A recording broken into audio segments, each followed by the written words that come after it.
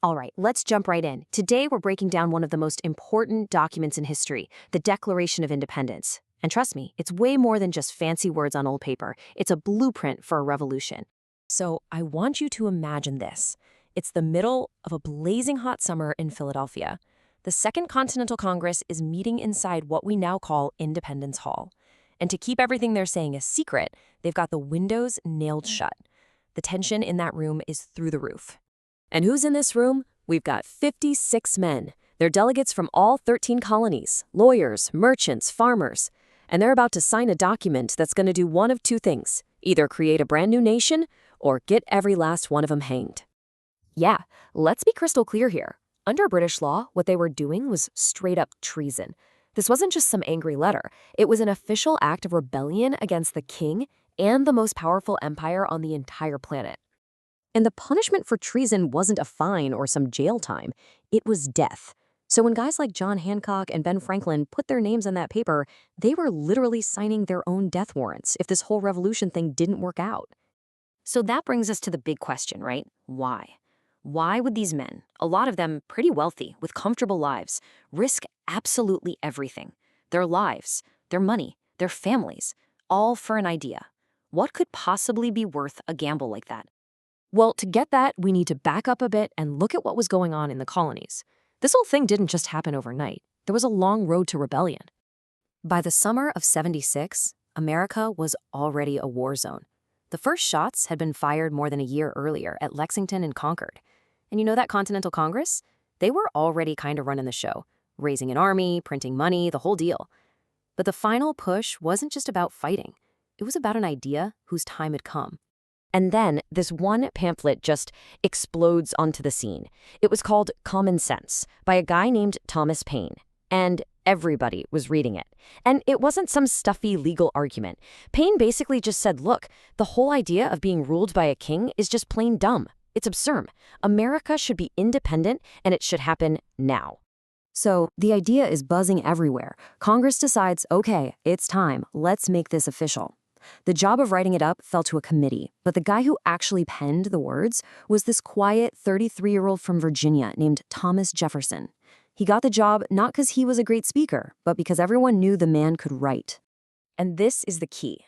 This document isn't just a "we're breaking up with you" letter to the king. It's a declaration of human rights. Let's break down the absolutely world-changing ideas that Jefferson packed into just the first couple of paragraphs. You know, while a big chunk of the Declaration is this long laundry list of everything King George did wrong, its real magic, the part that still gives us goosebumps, is right at the beginning.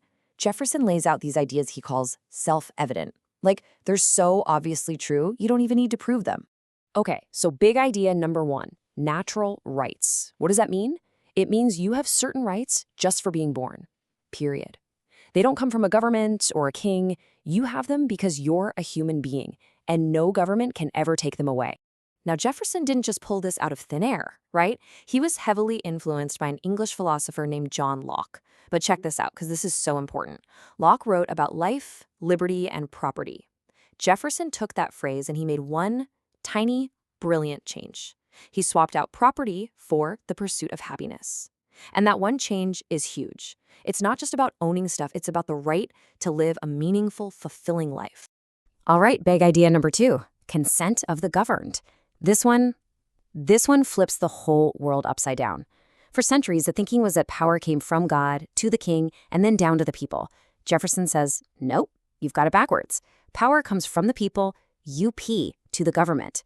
The only reason a government has any power is because we, the people, agree to let it. And if you follow that logic, you end up somewhere really radical. If a government's only job is to protect your rights and its power comes from you, what happens when it stops doing its job? What happens when it starts violating your rights? Well, then the people have the right to change it or even get rid of it completely. Boom. That's the justification for the entire American Revolution, right there in one sentence. So the words are written, these earth-shattering ideas are on paper. What happens next? Well, this is where the story gets really interesting, because its legacy is this incredible promise and also a really deep and complicated paradox. First off, a quick fact check on the date, because almost everyone gets this mixed up.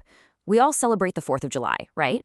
But the actual vote for independence, the moment Congress officially said, yes, we're doing this, happened on July 2nd. In fact, John Adams was totally sure that July 2nd would be the day we'd celebrate forever.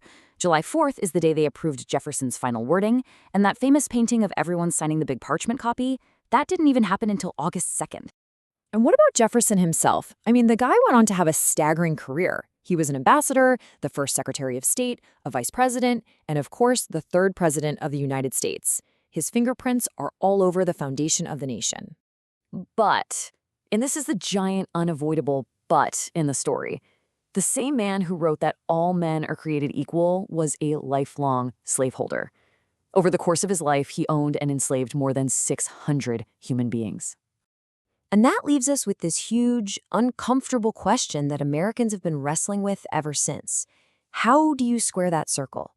How do you hold up the beautiful ideal of equality with the brutal reality of his actions?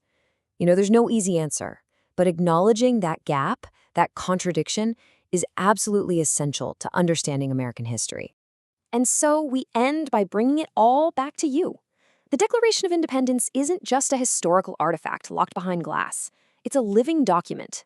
Its ideals still challenge us, still push us to be better. So I'll leave you with this to think about. What does Jefferson's most famous phrase, the pursuit of happiness, mean in your life, right now?